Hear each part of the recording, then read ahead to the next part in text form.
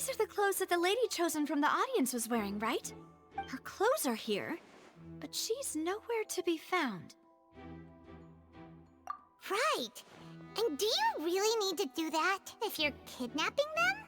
Ugh, this is so confusing. Paimon doesn't want to be a detective anymore.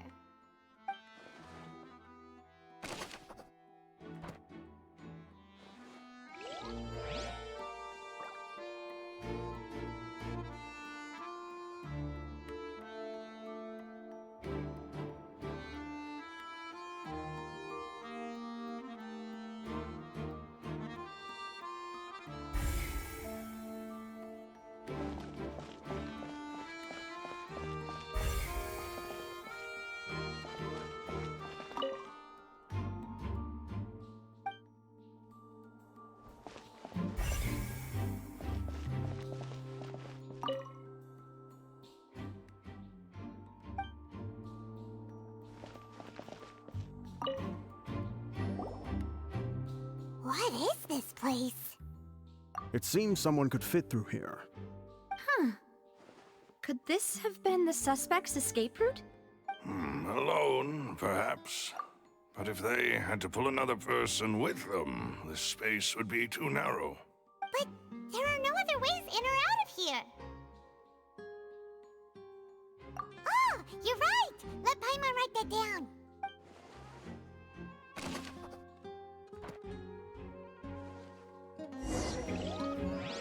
Seems we're just about done investigating down here. Yes. Let's head back up.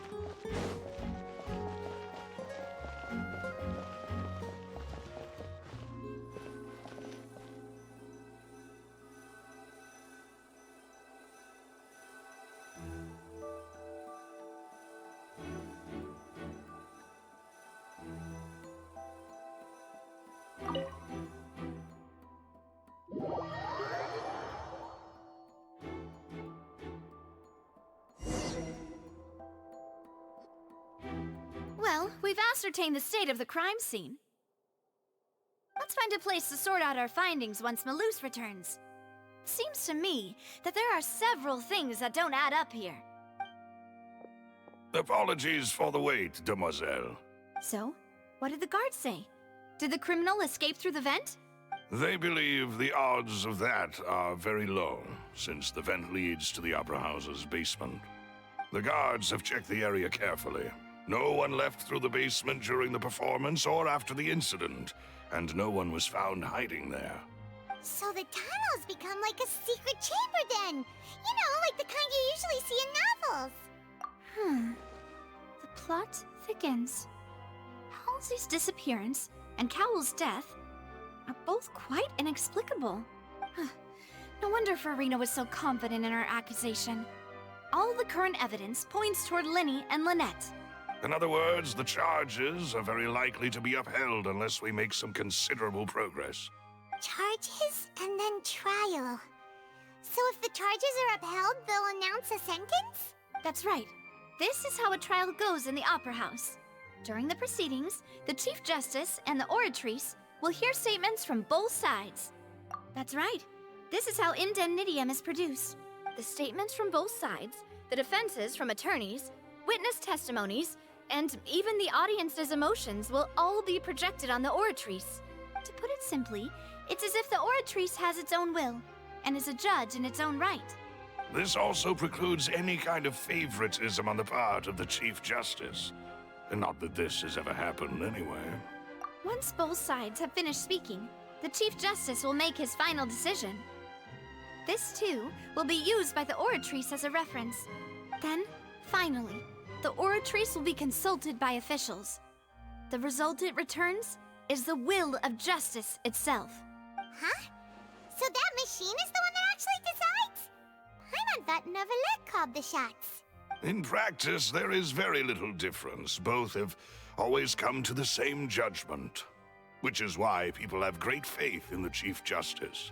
Ah, yes, the guards also asked me to convey that none of us will be allowed to leave this place before the trial. Huh? Why? Because we've chosen to act as the twins' proxies.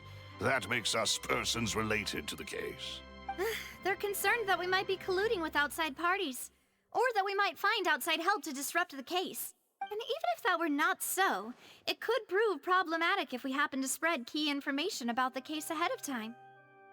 I'm ready to break out at any time. Whoa, whoa! There's no need for that! Paimon thinks they have a point. That said, are they providing food?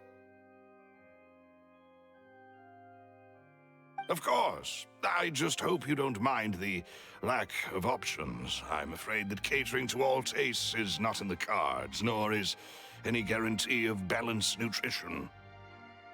In that case, let's just sort out our findings together here. Pity. I was hoping to take you to try some of Fontaine's famous desserts, too. I mean, what better way to properly think through our findings than over some tea and sweets? Huh. Breaking out suddenly doesn't seem like such a bad idea after all. Just kidding, just kidding. Paimon will still do her best, even if there are no snacks. What do you mean, no snacks? Of course we'll have snacks. If we cannot buy some, then we'll simply make some. Huh? Here? But how? Understood, Demoiselle. Everyone, please come with me.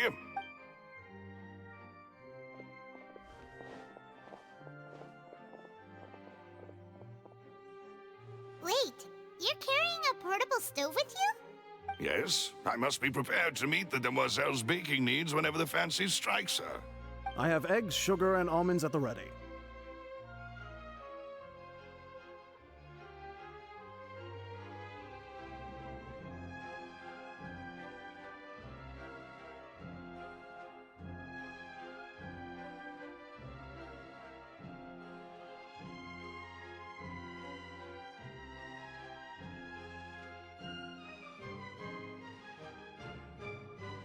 Good work, you two. Then I'll get to it. Please sit tight for a moment. You'll get to taste my awesome snacks soon enough. These three are quite the interesting group.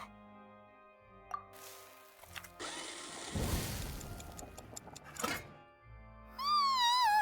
Paimon thought it smelled good while it was still in the oven! Oh, it's even better now. Paimon can't stop drooling. From the way you had these two guys carrying all that stuff around, Paimon thought you'd have them do more during the baking process.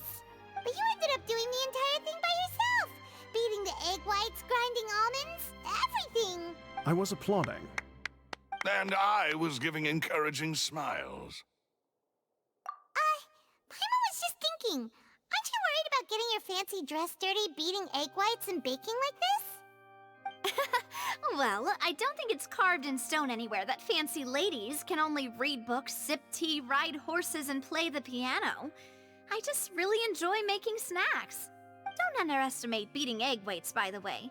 It's a real arm workout. You also need to beat them to just the right consistency, or your macarons will crack. Anyway, give these a try, fresh out of the oven. There's 3 for each of us. Only 3? Well, eating too many sweet treats might send all that sugar to your head. You wouldn't be able to think clearly about the case on a sugar rush, would you? Tea is ready to be served as well. This is Demoiselle's favorite, strong black tea with a floral fragrance that clears the mind and lifts the spirit.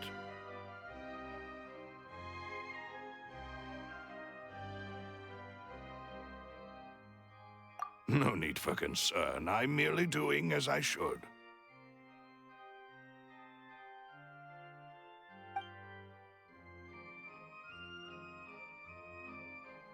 All right then. Down to business. As Paimon mentioned previously, the tunnel seems to be something of a secret chamber.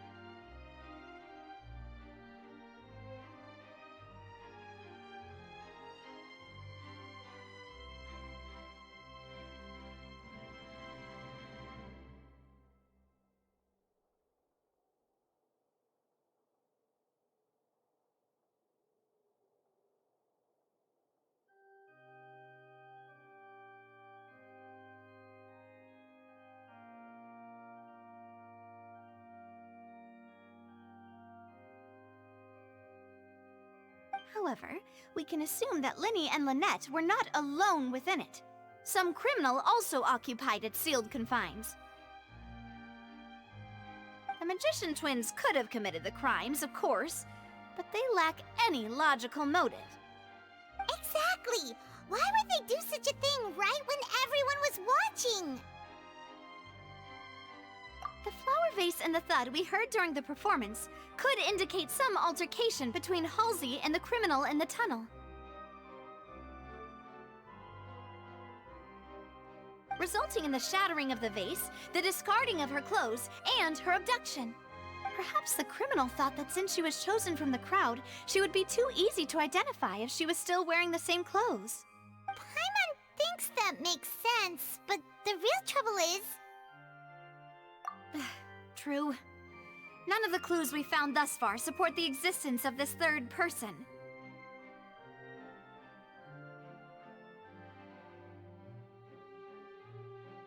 But the only people left to consider are both technically victims, whether it's the missing girl, Halsey, or poor Cowl. Huh. Could Halsey have secretly made modifications to the magic props in order to murder Cowl before making her escape? That's right. And even if she had tampered with the setup, she would need to understand the entire trick to pull it off. Nor does she have any motive. The guard said that she has never had any dealings with the Magic Troop's members. Were we not thorough enough in our search? From the sound of things, this is turning into an impossible case. Your macarons are amazing, though, Navia. They smell great! They're nice and crisp and super sweet! They are my specialty, after all. And I see you've already had 5 of them. What? 5? Oh, that can't be right. Paimon only counted 3, honest! Please don't worry about it. At my age, a few less sweets might actually be a good thing. No. Being greedy is one thing, but Paimon knows how to count. Besides, Paimon knows that if she ate too many, then others wouldn't have enough. Wait, even you don't believe Paimon? How could you? If Paimon ate those 2 extra macarons, then may they turn into stone in her stomach! All right, we get it. Well, I suppose one of us might have gotten too engrossed in our chat and eaten them by mistake. No big deal. Maloose, set up the stove again if you would. Huh? What are you doing? Making sure everyone gets 3 macarons, of course. Exactly. We don't want to trouble you. As you wish, demoiselle. And I have the egg, sugar, and almonds. Well, this really is your hobby, huh?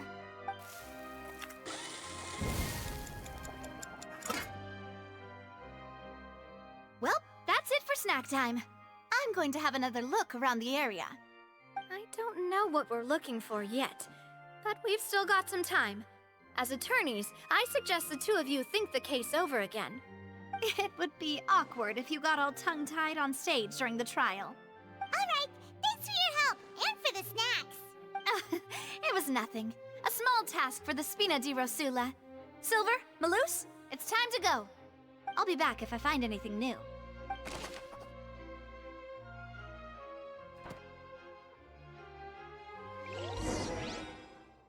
All right, it's time to put our heads together. We've got to get our defense ready for the trial. Oh, it's probably gonna be a long and difficult case. There's no point in worrying about that now. We just need to prepare. Here, take Paimon's notes. They should help you review the situation.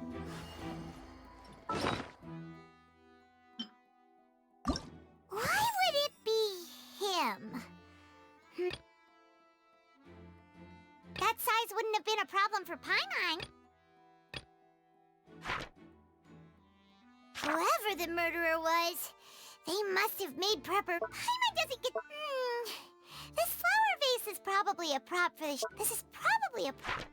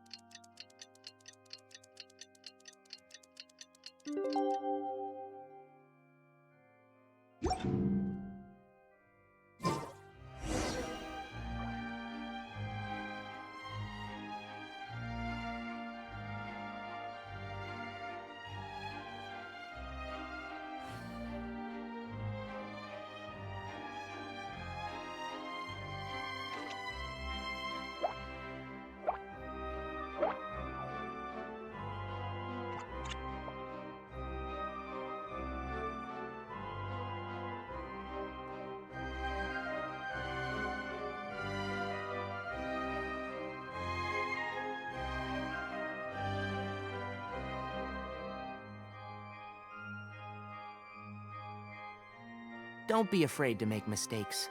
It's all part of the learning process.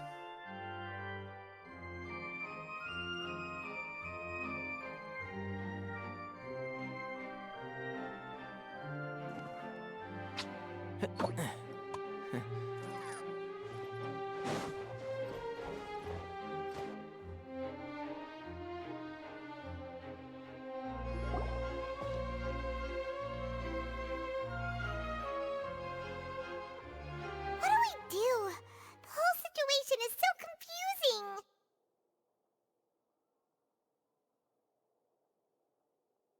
Good plan. Impossible things don't just happen. We'll get to the truth one way or another. Just relax. Even if everyone else suspects Lenny and Lynette, at least we will be supporting them from the stands. Besides, I doubt Farina understands any more about what happened than we do. Thanks, Navia. Well, we'll be going then. Best of luck to you.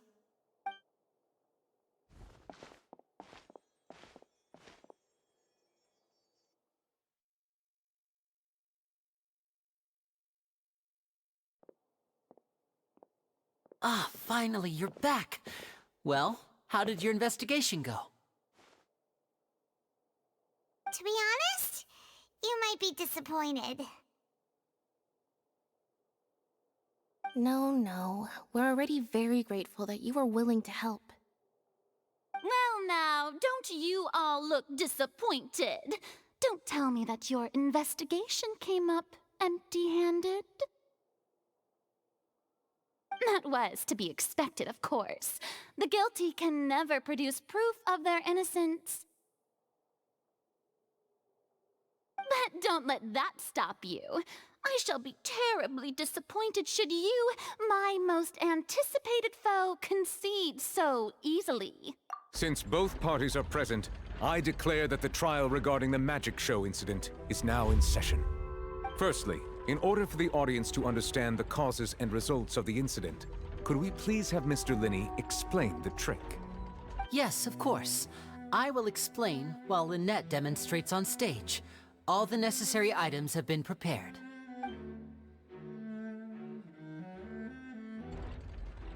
Thank you, Mr. Linney. In that case, I take your statement to be that you ran to and remained hidden within the magic box in the audience stands once the trick began, and thus could not have committed the crime. Is this correct? Yes, that's correct, Your Honor. In that case, I call upon the prosecution. Lady Farina, do you wish to refute his statement in any way? Why, of course I do. Allow me to take the first shot and break this case wide open. Mr. Linney is clearly lying. There is no way you could have been in the box the whole time if you were to abduct Halsey and murder Cowell. In fact, I'd say you were hardly in that tunnel at all. That is simply your hypothesis based on the presumption that I'm guilty. Oh, is that so? And if I may ask, what did you hear while you were inside your box? The roaring countdown of the crowd, of course. That's how I kept track of the time and built anticipation for the finale. And you didn't hear anything else at all? Nothing that might leave an impression of any kind? No, nothing. I see. But when the count reached 30 seconds or so, there was a thud. One so loud that I believe practically everyone heard it. Huh? Hey, hang on. Something's not right here.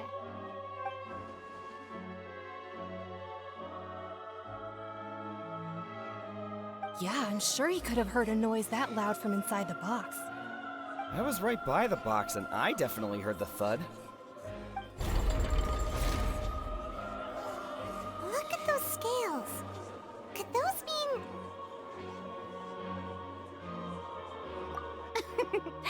Well then, ladies and gentlemen, allow me to use the words of the magician himself. You never know what can happen in the blink of an eye. Indeed, it seems his alibi can also collapse in the blink of an eye. Of course, I have armed myself to do far more than smash your alibi. Confidence cannot go unfounded, and my foundations are rock solid. Tell me, aren't you and Lynette actually from the House of the Hearth? The House of the Hearth?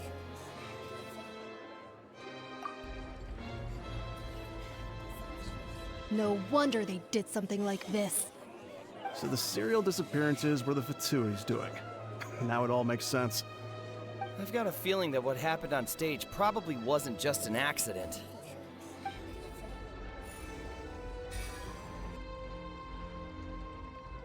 Indeed. Then perhaps you could tell us everything that happened during that 1 minute. Your first priority is to prove yourself innocent after all. I'm sure there is little that needs to be kept secret now. Unless your script already has holes in it. The Outlander is speechless. My, oh my, don't they look flabbergasted? Now comes the infighting and discord, I suppose. This was almost too easy. Good thing I made all those preparations. Seems the all-nighter I pulled last night is really paying off. Hey, Linny, why didn't you tell us this before?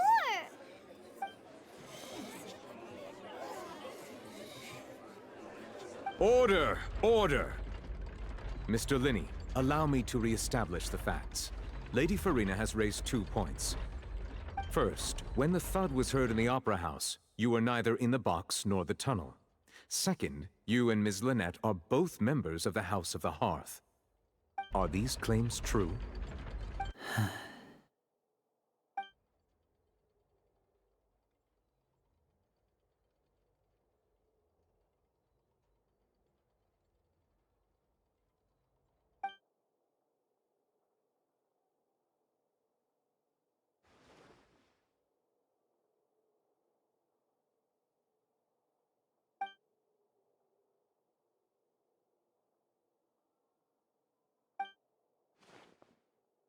Please answer my question, Mr. Linney. I'm sorry. Yes, they're true, Your Honor.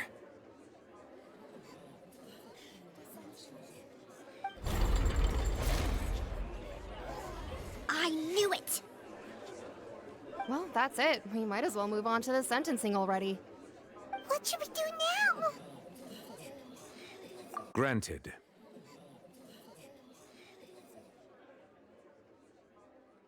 In that case, what is your request? Is that really necessary? They're already as good as guilty. The defendant deceived their own attorneys. What is there left to discuss? Order! Order, I say! Your request is reasonable, and we shall adjourn. This trial will reconvene in 1 hour. So you would stick to Mr. Linney's defense even after knowing what you do now? You certainly have more professionalism than I thought. In that case, my dear audience, let's allow the joy of victory to steep for a little while longer.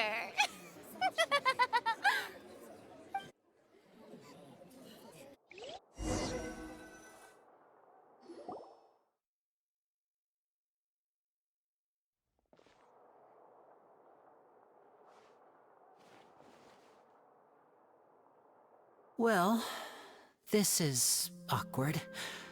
I didn't think the Hydro Archon would dig all that up. I'm sorry, Traveler and Paimon. Yeah, sorry. Paimon doesn't know where to start. We trusted you two. We based our entire reasoning on the assumption that you weren't bad guys. Not to set the wrong tone or anything, but Paimon's really mad! I'm very sorry. I know you're angry, and reasonably so, but please, let me explain. I know you've clashed with the Fatui several times before. I wouldn't be surprised if just Hearing the word is enough to make you upset. But our organization is very, very large, and the Harbingers have very different personalities and goals. Right now, we want to save people. As many as we can. That's right. I'm sure we're on the same page when it comes to this nation and the disaster that its people might face. I knew if it weren't for our respective identities, we could become good friends.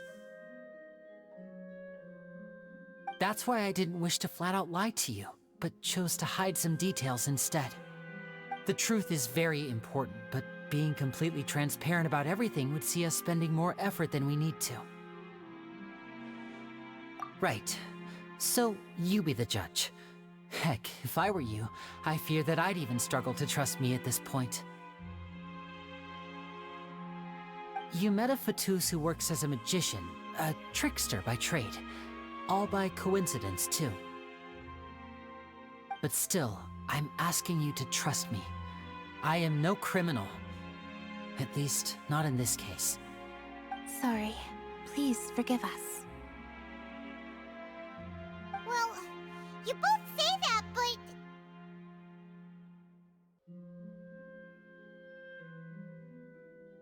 Right. Let's hear your answer first, and no lies now! Of course. I'll answer any question you ask. We've been trying to find out how the Oratrice operates. We want to know why it has a consciousness. Why can it deliver sentences accurately? During our investigations, we learned that the machine's core is beneath it. From that moment on, Lynette and I have been designing this box swap trick, with the objective of getting close to the core. Is that why you needed a whole minute? That's right. In truth, the audience would take about 75 seconds to count down from 60, while I would only need 15 to get to the opposite box. So, after jumping into the tunnel, I accessed the Opera House basement via the vent, and went to investigate the room in which the core is stored.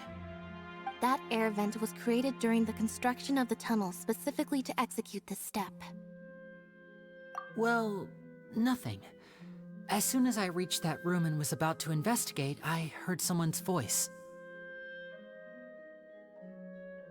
Which should have been impossible, of course. I was quite certain that I was the only one in the room. That voice seemed to recognize me and tried to speak to me. I chose to err on the side of caution and retreated the way I came. On the way back, I saw the broken vase and the clothes on the ground, but the countdown was almost finished, so there wasn't time to give it any thought. After that, the homicide occurred just as you saw.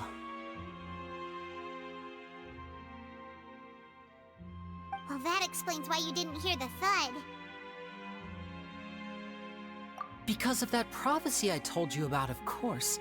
We must know all we can about this nation's secrets in order to deal with that prophesized crisis. That's the only way we can save everyone.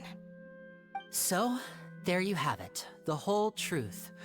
I swear, I didn't hide anything from you this time. It was never my wish to proceed under this cloud of mistrust either. But like I said earlier, you can be the judge. If you want to leave because you don't trust the Fatui, there's nothing I can do to stop you. Well, Traveler, you decide. Paimon will follow your lead however you choose.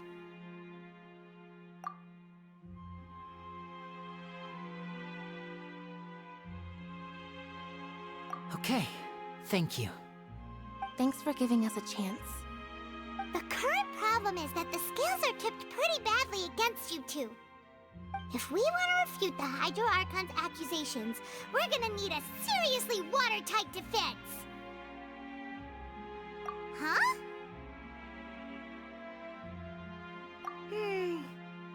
Oh, Paimon thinks she gets what you mean.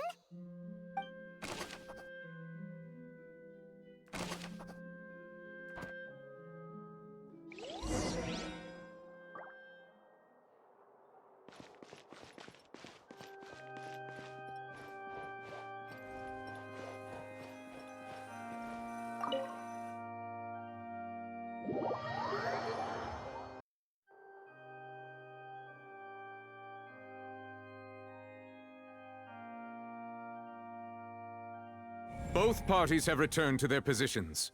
Let us continue the trial. When last we left off, Mr. Linney acknowledged the new evidence presented by Lady Farina as fact. Therefore, Lady Farina may continue stating her reconstruction of the events.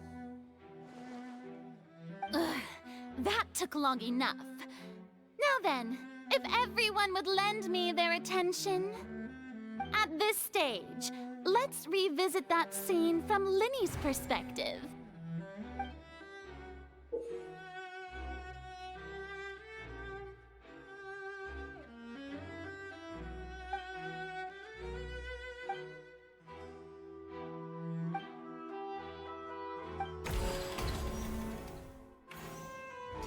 As the countdown began, he entered the tunnel. When the flatbed trolley passed, he opened the box and got into an altercation with Halsey, which caused the loud thud. He did not realize that this sound could be heard by everyone in the opera house, which is why he claimed earlier that he could not hear the sound. Finally, he used the vase to knock her out, before making her change clothes to prevent others from recognizing her. At this time, Cowell arrived in the tunnel, having heard that strange noise, and caught Linney red-handed. So Linney proceeded to knock him out too before stuffing him into that box. Afterward, Linney passed the unconscious Halsey to his accomplice through the magic box in the audience stands, before operating the devices such that Cowell's death would be ruled an accident. And there you have it. That's the truth behind what happened. Does the defendant's side have any objections to Lady Farina's description of the events? The key to refuting Lady Farina is the order of events. What Linney experienced and what he saw.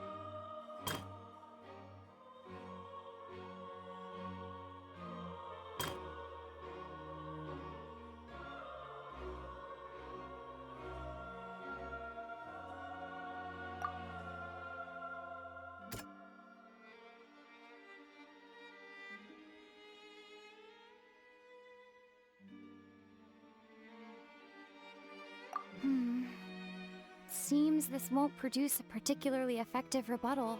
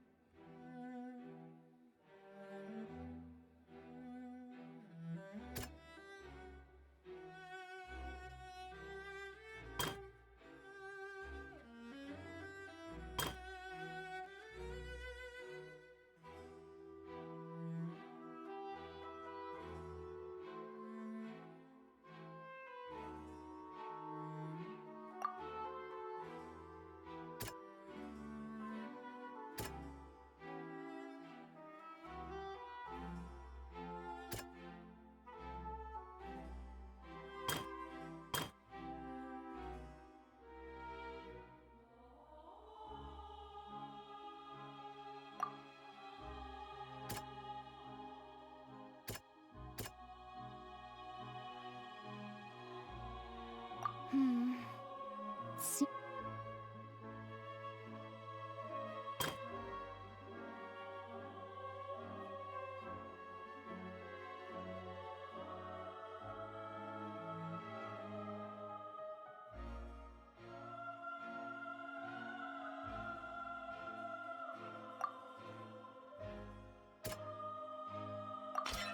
Lenny did not take part in the underground altercation. He only witnessed traces of the aftermath.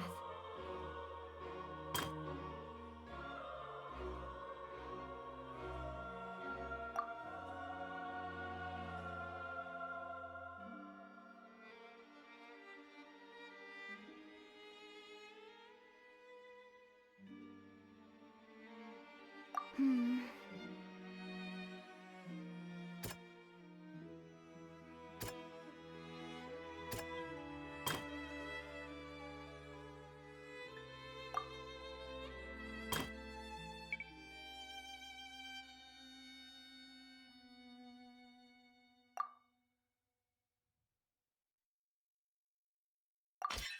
According to Linny, he left via the vent after entering the tunnel. He couldn't have had that altercation with Halsey.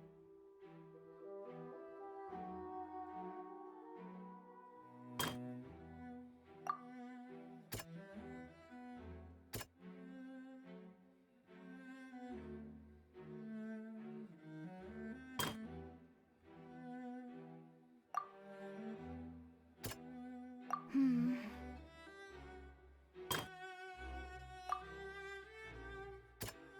Hmm.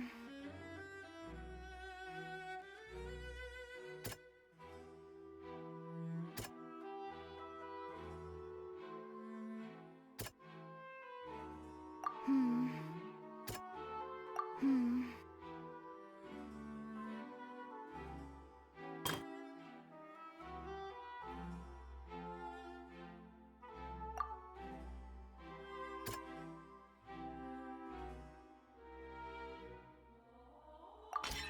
Linny went to the room that contains the Oratrice's core.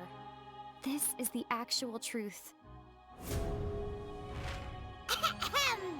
Attention! Ace Detective Paimon has something to say! When the countdown started, Linny did indeed go into the tunnel. But he immediately used a vent to access the Opera House basement, which is where the underground core of the Oratrice is stored. Once he reached that area, he heard a voice in what should have been an empty room. Since he felt something was amiss, he returned immediately. The crime scene had already developed by the time he reached the tunnel again, and in order to complete the magic trick, he did not remain there for any length of time. Finally, he reached the surface, and that was when the accident happened from his point of view. Therefore, he's innocent!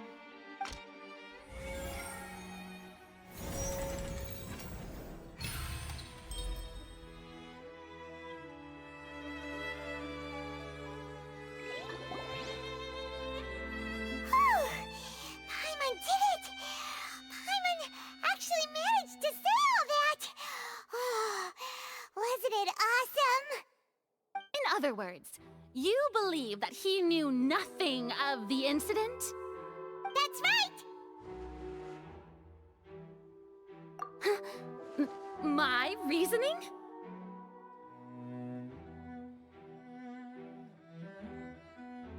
If that's the case, then if Cowell hadn't entered the tunnel, who was the entire setup meant to kill?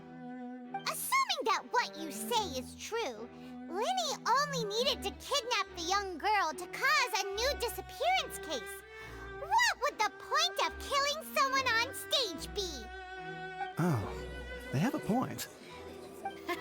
That's right, you tell them! And that's why they're partners of mine. They've managed to turn things around. Oh, well, your denial is very strident, I'll give you that. But what proof do you have to back your claims? Of course I do. If he had been in the magic box the whole time, how could he have not heard that sound? Why do you ask? You're saying that he wasn't?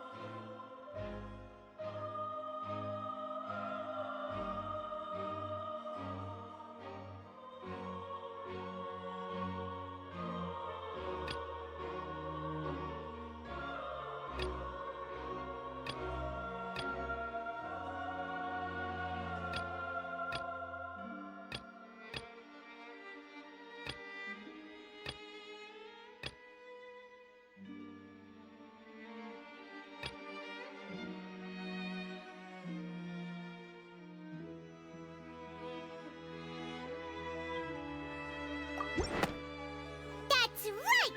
Lenny wasn't in the box or in the tunnel. That's why he didn't hear anything strange during the performance. This means that when the crime happened, Lenny had already entered the basement via the vent. The same clue you used to disprove his alibi has now become the best proof! How do you like that? Well played. To think you'd use such logic. Well then, if it wasn't Lenny who committed the crimes, then who was it?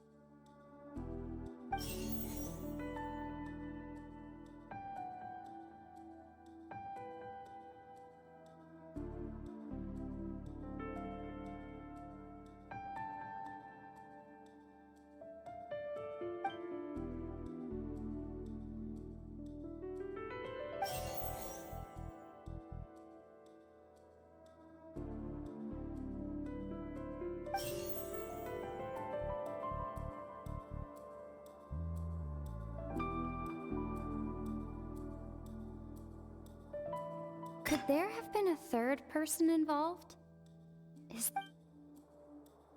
Halsey is the missing person and an ordinary audience member.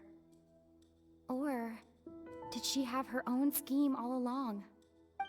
The deceased's name is Cowell, Lenny's assistant. He would have been able to tamper with the equipment.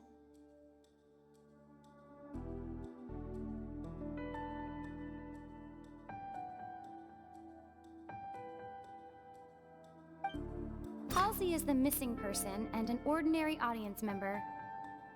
Or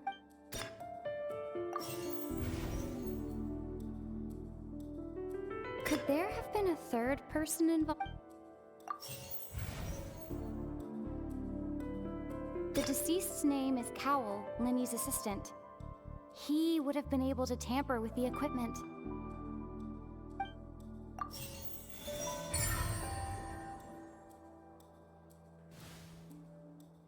Huh? That can't be right. Are you serious? The killer was, in fact, Cowell, the deceased! Oh, is that so? How interesting! Let's hear your reasoning then. What I must do next is recreate the truth. What Cowell did, and how he went from would-be perpetrator to victim.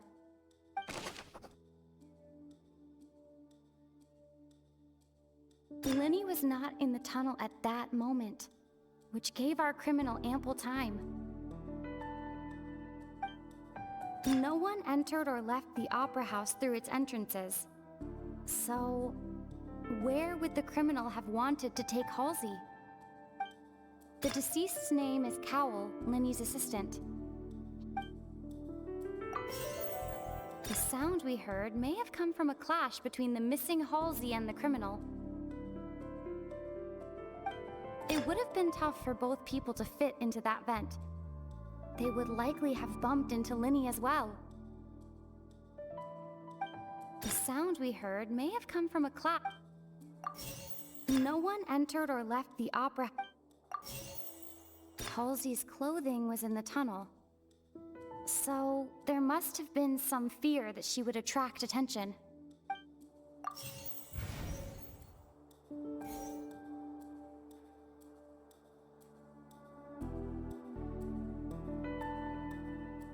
Linny was not in the tunnel at that moment, which gave our criminal...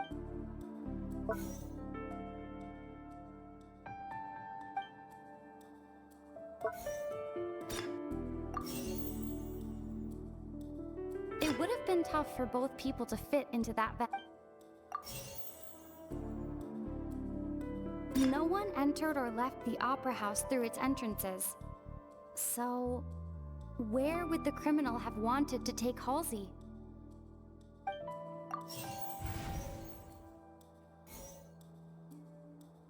Halsey's clothing was in the tunnel. The deceased's name is Cowell. The deceased's name is Cowell. It would have been tough for both people to...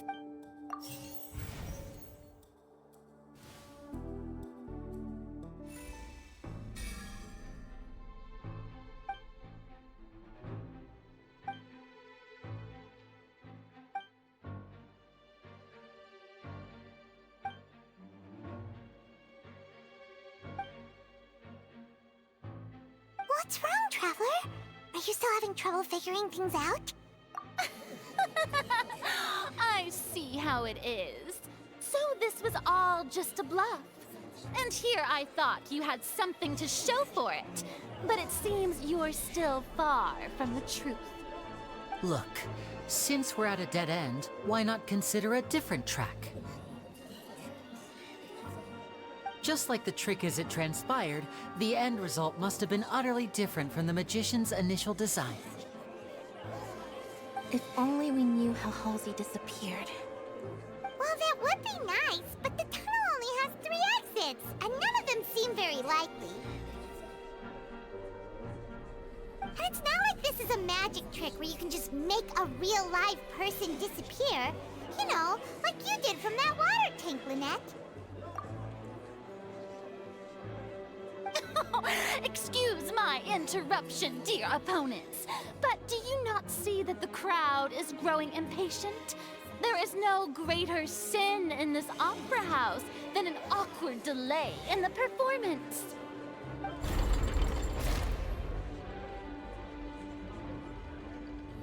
If the defense is unable to make further effective arguments, we will move on to the next stage of the trial.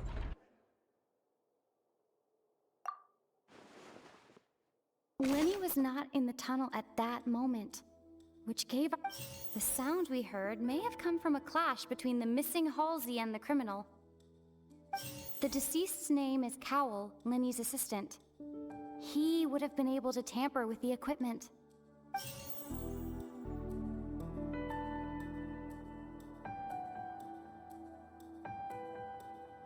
No one entered or left the opera house through it.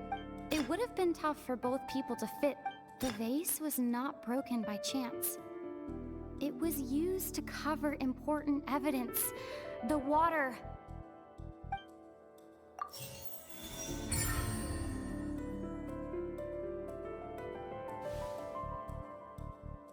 Oh, Paimon gets it! It all comes together if Halsey disappeared instead of being kidnapped. Lynette escaped from the water tank, vanishing gradually and leaving only clothes behind.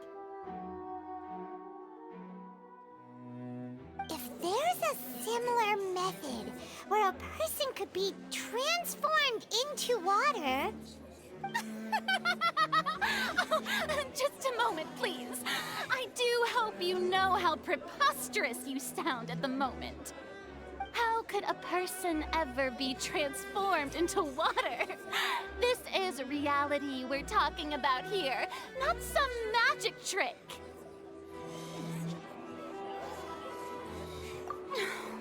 Must we really? I should think that of anyone. Your friend Linny already knows this truth very well. Magic tricks are ultimately just illusions and misdirection. But Halsey's disappearance is very real. We're talking about two completely different things. Even so, I trust the Traveler's judgment. The truth must be out there somewhere. Perhaps some new line of reasoning may open if we try to gather all the focal points that don't make sense. Since Cal was the deceased, we haven't placed much attention on him. But given that we aren't making much progress with the case, it wouldn't hurt to have a look at his belongings, would it? People really do come up with all sorts of harebrained schemes when at the end of the rope. The way I see it, your suggestion that we broaden the scope of our investigation is nothing but a tactic for stalling the trial. Nevertheless, I believe that this is a reasonable request on the part of an attorney. Since the trial does indeed appear to be at an impasse, I believe that additional evidence may help us make more progress. Guards, please step into the lounge and examine the personal effects of the deceased Cowell.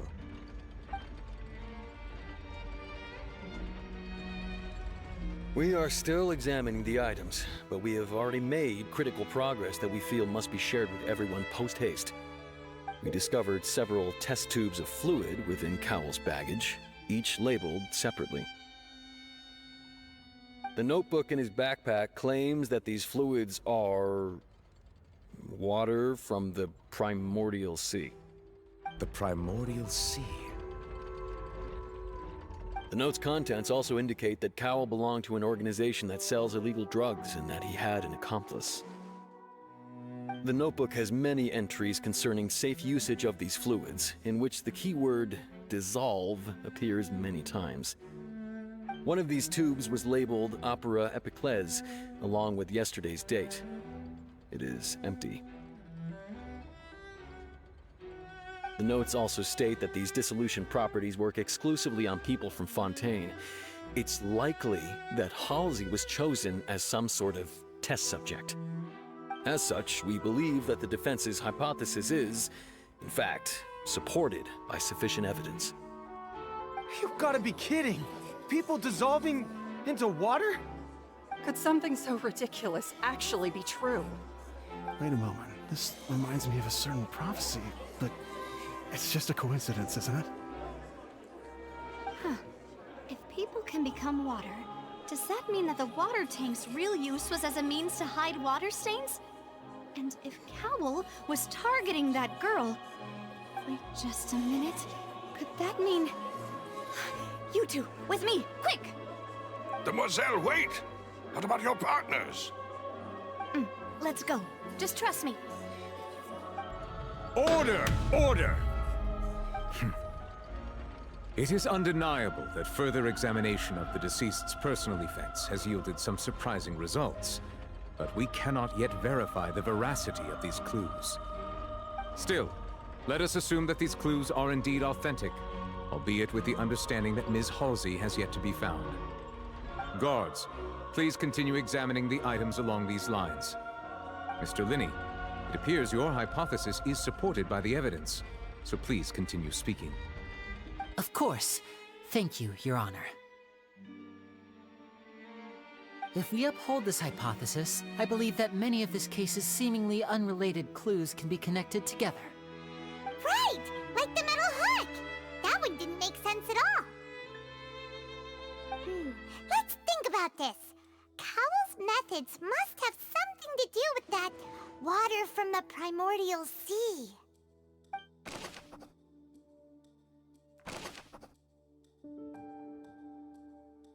The deceased's name is Cowell. I remember there was something else within the inner layer of that box.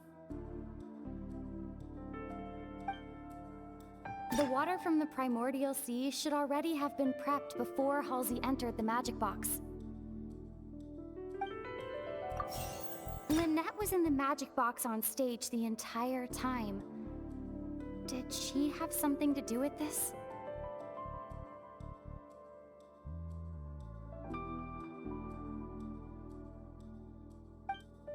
rope that strung the water tank up was lit by the fireworks and cut. As such, the focus here is on the water and not the tank.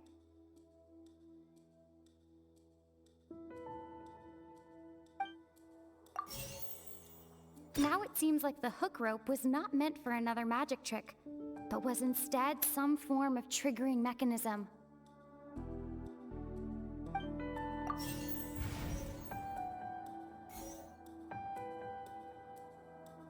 Lynette was in the magic box on stage I remember there was something else with it.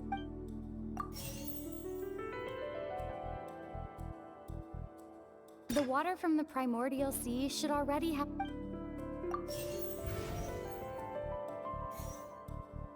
The rope that strung the water tank up was lit. I remember there was something else with... Now it seems like the hook rope was not meant...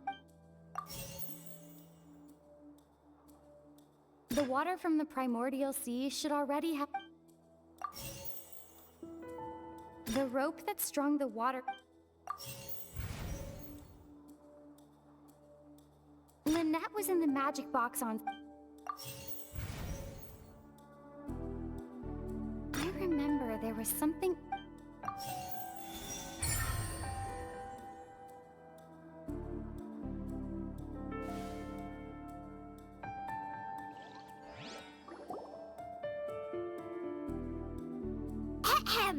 It's Ace Detective Paimon's time to shine again!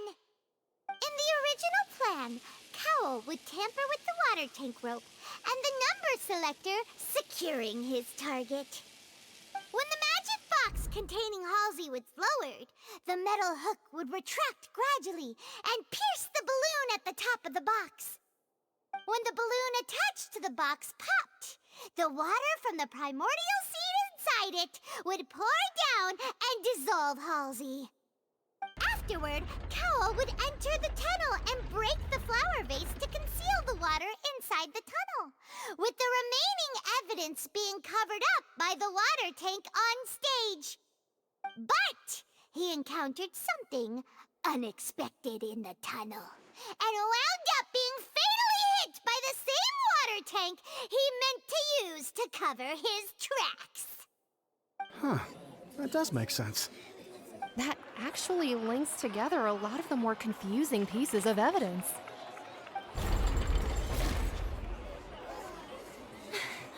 Oh dear, what do I do? Even I think they sound convincing now. Have I falsely accused an innocent person? What a humiliation.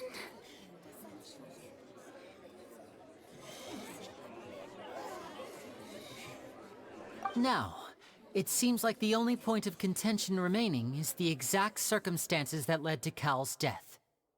His notes mentioned he had an accomplice who could be related to the situation.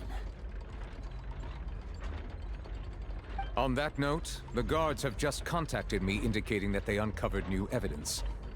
I shall now invite him on stage to share it with us. Thank you, Your Honor. We were just inspecting the luggage of the other people involved in this case. And we found an identical sample of the water from the primordial sea among Linny's personal effects. What? That can't be. Oh, I see. Well, how wonderfully comedic to have your own counterattack only to come back and wound you. Does this not clear all doubt? My dear citizens, my loyal audience, allow me to present my reasoning and bring this performance to a swift close.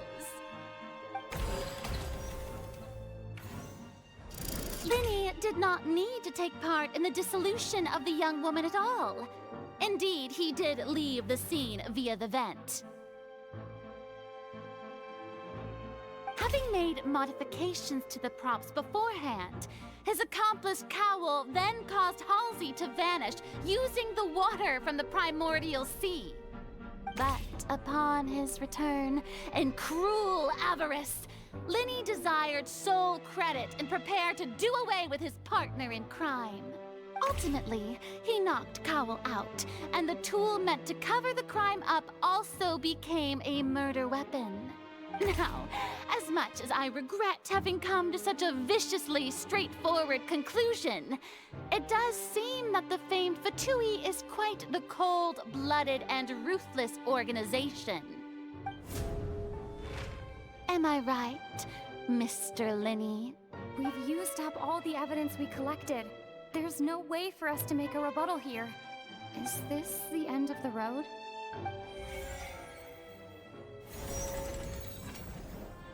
Oh no! Paimon can't think of anything either. It doesn't look like there's any way around this. Seems using the water as new evidence was too good a move. Why did this have to happen now? I think we've all seen enough now, and we have ample witnesses to my flawless reasoning.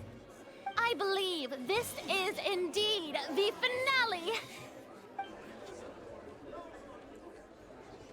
Now then, my good, noble Chief Justice, should we not, in your view, move...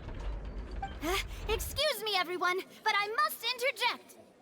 Miss, I must ask you not to shout, and to respect the ongoing legal proceedings.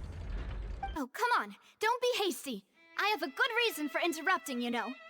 Now, would anyone here like to take a little break from all this debate and see a little magic? I'll show you an amazing trick. One that can bring a young woman who has disappeared back in the flesh, right before your very eyes. Please, do the honors, Mr. Linney, if you would be so kind. What in the world is she saying?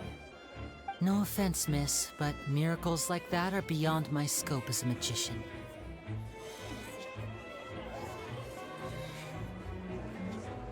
Come on now, don't be silly.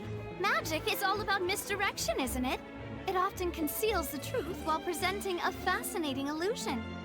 But once everyone believes the illusion, can't magic reveal the truth to them once again? And wouldn't such a trick be the most marvelous finale to today's performance? Come on, Linny and Lynette. Give it another go. Don't worry. Spina di Rasula has made the necessary arrangements on your behalf. But, as the magic makers and stars of the show, I think I should leave the final performance to you. I understand.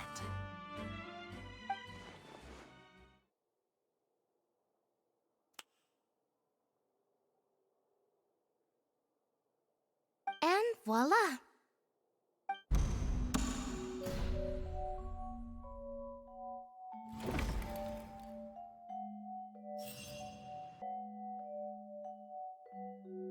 Wait, isn't that Halsey? So the whole thing about people dissolving wasn't true after all?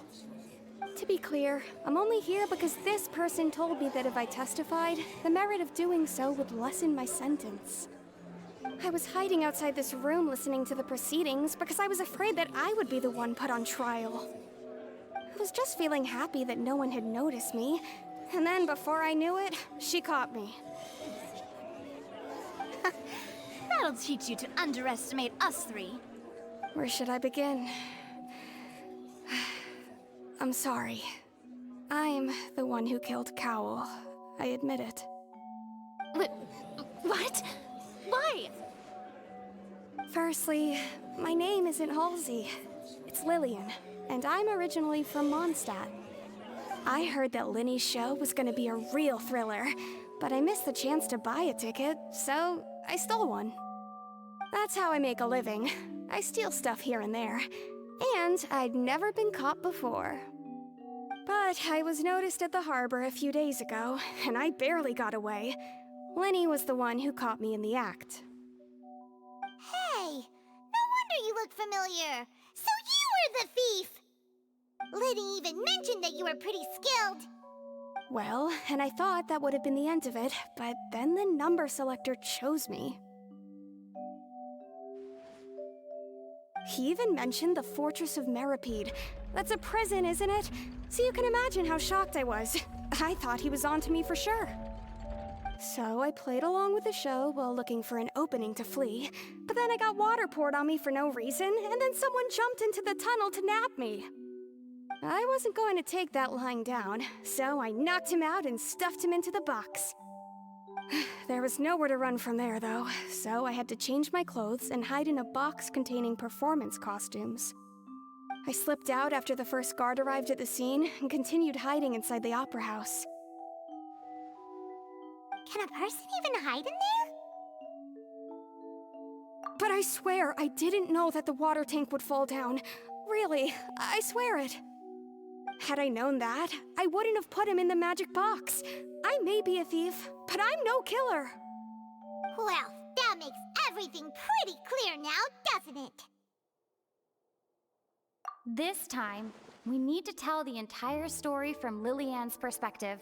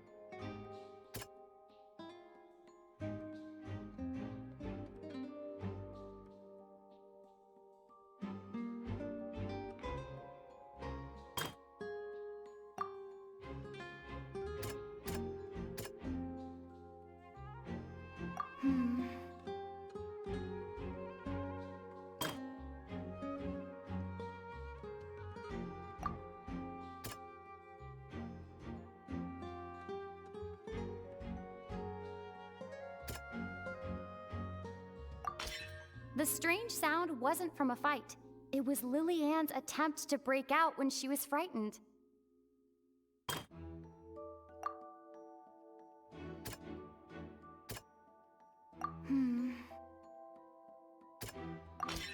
The flower vase was not broken to cover anything up, but was smashed during the struggle between Lillian and Cowell.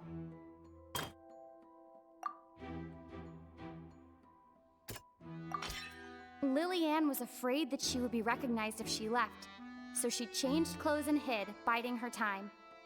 Just what one might expect of an experienced thief. And it's Ace Detective Paimon time!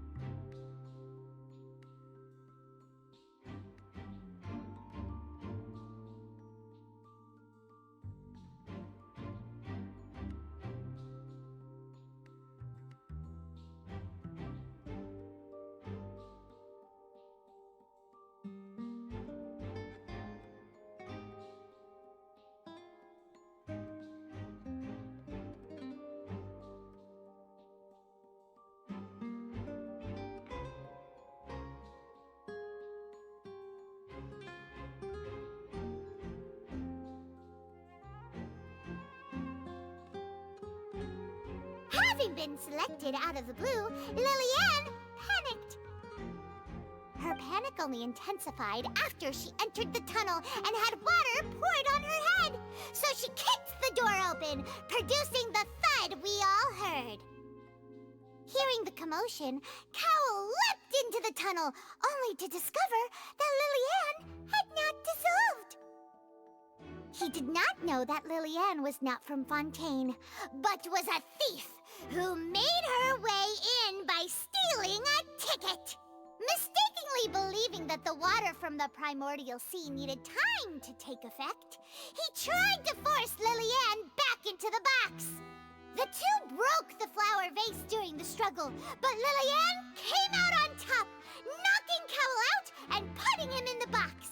With no way of escaping, she changed her clothes and hid in the costume trunk until the performance ended.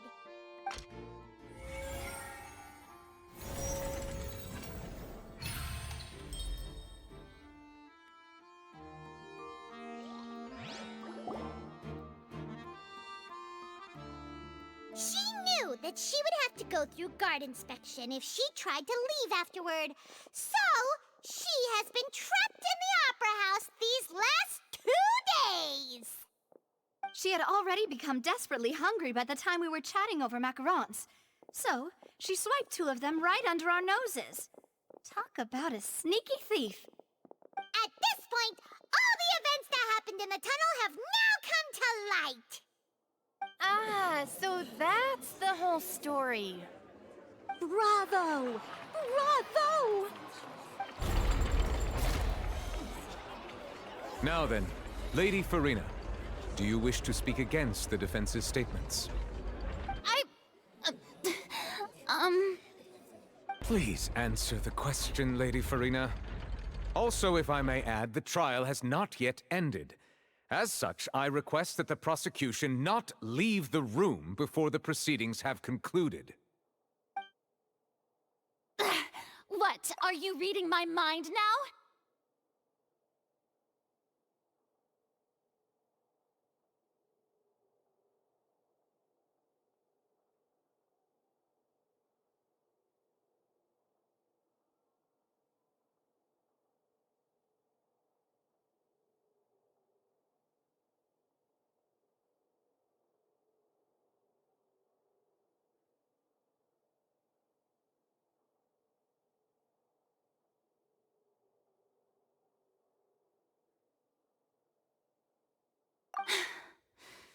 No, I have no further arguments. I admit defeat. But really, could you at least have left me with some dignity?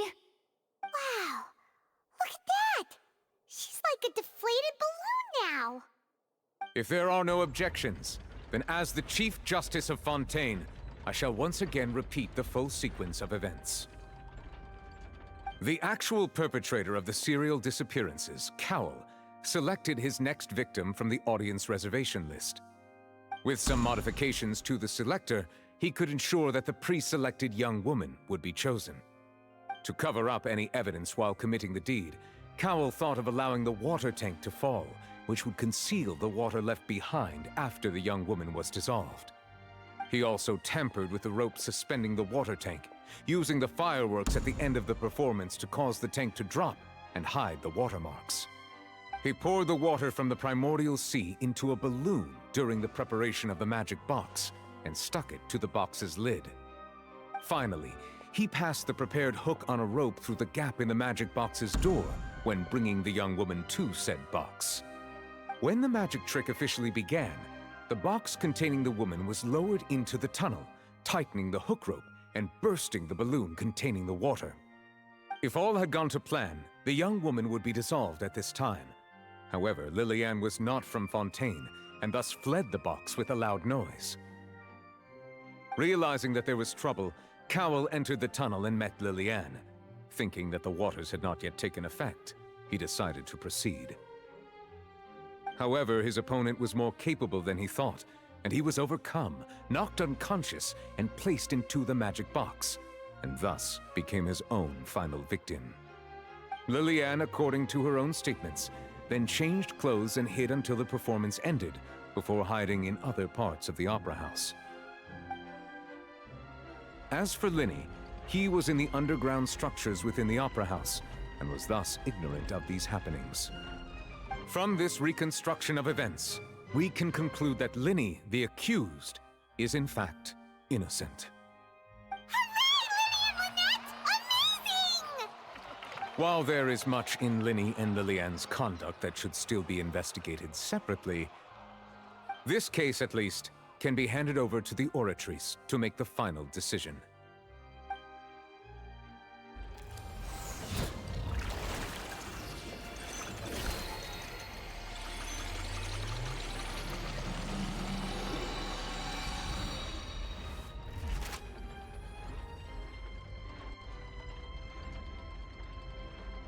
As such, Linny and Lynette are officially declared not guilty.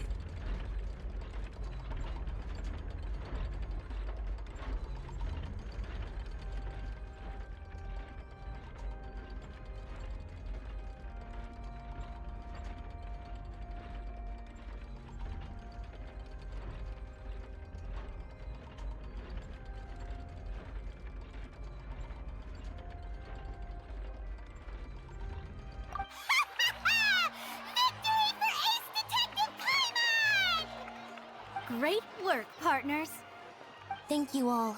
Thank you so much. Next, I think we deserve an explanation, Guard Vaughn. How did you find the water from the primordial sea in Linny's baggage? Right! Your discovery caused me to make a serious mistake, you know. Or was that not a discovery, but false evidence that you dared to bring before this court? I suspect that the accomplice mentioned in Cowell's notes was not Linny, but you, yes?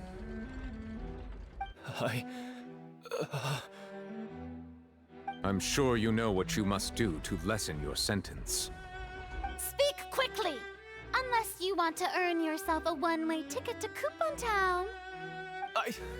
I was just following orders.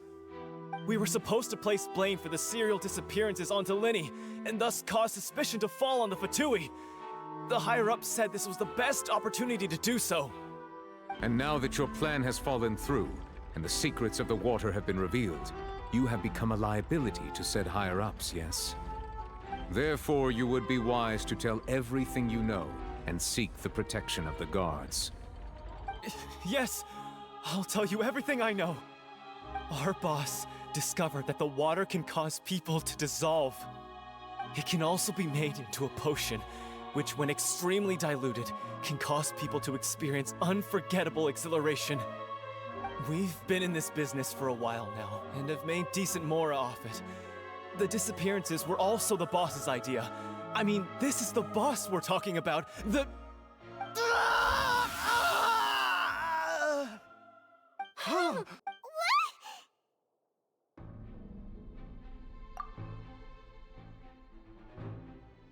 And now he can no longer talk. Such ruthlessness. I shouldn't have expected any less of them. An outrageous act. All present, please submit to inspection immediately.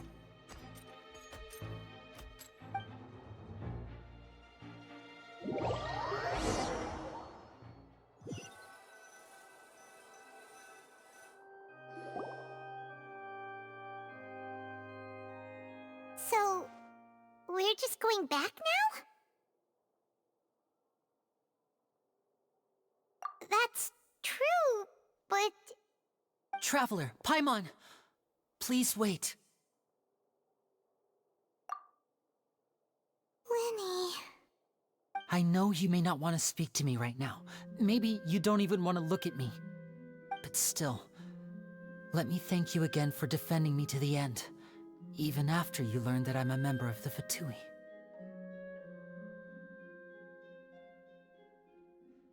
I guess. But regardless, I'd like the opportunity to set things straight. I didn't approach you with any ulterior motives or ill intent. I've spoken to you as myself, just plain Linny this entire time. As for why I'm a Fatus, it's because the goals of the House of the Hearth align with those of an orphan like me. That's all. That was how Father, who you might know as the Knave, approached recruiting us back then too. The Knave? The one who controls the House of the Hearth? She's your father? That's right. And since we're here, I was wondering, would you mind hearing a story? It's about my past. Back when our parents first died, Lynette and I were left wandering the streets. To survive, I took to surreptitiously observing an older street performer who did magic. It took me several days to figure out how he pulled off his amazing tricks. I took my sister through several streets until we found a crowded corner, and we began to perform magic tricks there. To my surprise, we proved to be pretty popular, and we could at least stop worrying about where our next meal would come from for a time. But I didn't want my sister to remain a street rat together with me forever. Before long, an aristocrat came to me and claimed that he wished to take us in after watching my performances. So you went from orphans to nobility just like that? That was how we felt at first too. As if fate was on our side and we could say goodbye to those painful days. But I gradually discovered that while we were called foster children, he was really after my talent for magic tricks. He would constantly take me to all sorts of banquets to garner attention, which he would then use to expand his social circles. That doesn't seem too bad either. Better than roaming the streets at any rate. It took a while for me to realize just how dark his heart really was. After one particular performance at a banquet, I discovered that Lynette was not on the same return vehicle as me. I waited a long time after we returned home, but she did not come back. I went to that noble's bedroom and asked him about her whereabouts. The answer he gave me was, she caught the eye of the most eminent person at the banquet, so I sent her over as a gift. I mean, you'll be able to perform your magic regardless of who your assistant is, yes? Oh no. So he was gonna... But wouldn't Fontaine's laws deal with such people? As far as outsiders are concerned, this is a relationship akin to adoption or foster care, and they have their ways of escaping the eye of the law. I managed to ferret out the location of the mansion of that so-called eminent person and hurried through the night. But by the time I leaped over the walls, avoided the guards, and made my way in, all I saw was the moonlit ground covered in blood, and the knave standing there in the darkness. So, she'd already taken care of that guy. That's right.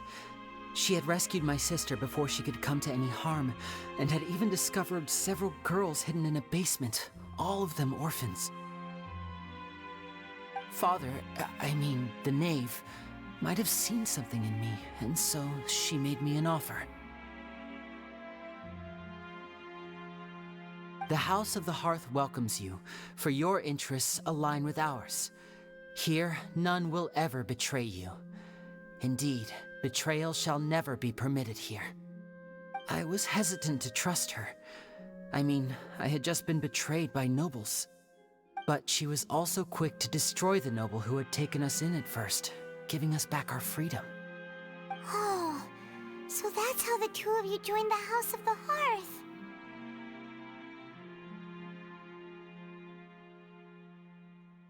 She has her own plans. She has gained permission from the Tsaritsa to first use the Gnosis's power once she obtains it. She plans to use it to find a way to break the prophecy and save Fontaine. So, she believes in that prophecy too? That's right. The whole House of the Hearth is currently working to combat that crisis.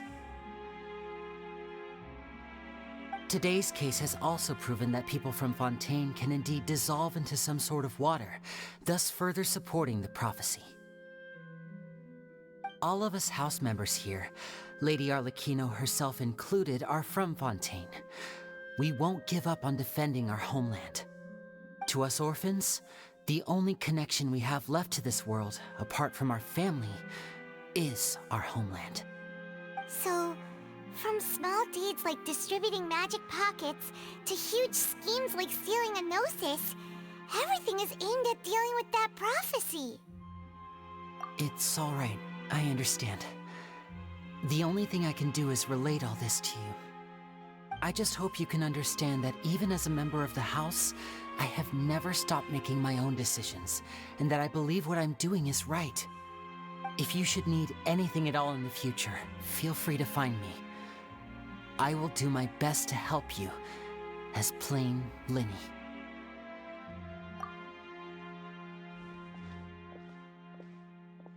Bye, Linny!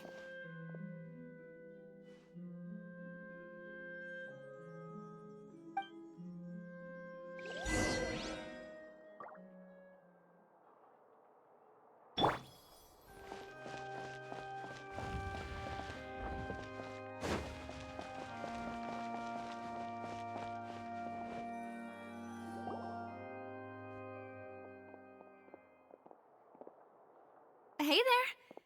What was with the disappearing act you pulled right as the trial ended? Were you looking for us, Navia? Well, this whole thing isn't exactly over, is it? I do feel that we're getting closer to solving the serial disappearances case, though. Don't you think so, too? Huh? What's wrong, my dear partner?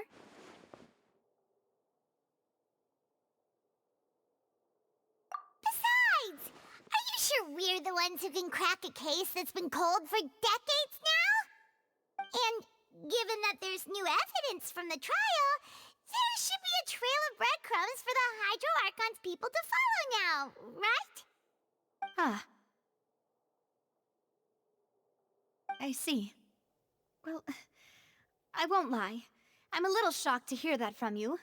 But I suppose you are just travelers who have only arrived in Fontaine after all. Sorry. I might have been too presumptuous. Don't say that, Navia. Ah, and we were having so much fun investigating with you, too. It was like having new waters flowing into a stagnant mire, causing new hope to spring forth, and the reflection in the murk to become clearer.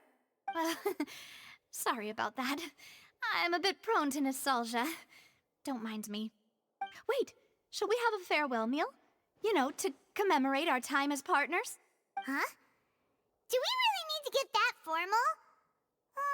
Well, guess you really did treat us as partners, huh? Well, I just like to have a proper ending to every important memory. That way there are no regrets later. Anyway, it would just be a meal, so it shouldn't take up too much of your time. You don't have to twist Paimon's arm. If Boss Navia's treating, count Paimon in! Oh, wonderful. In that case, why don't we return to the Court of Fontaine and head to the Hotel de Boer? I believe we'll make it just in time for dinner.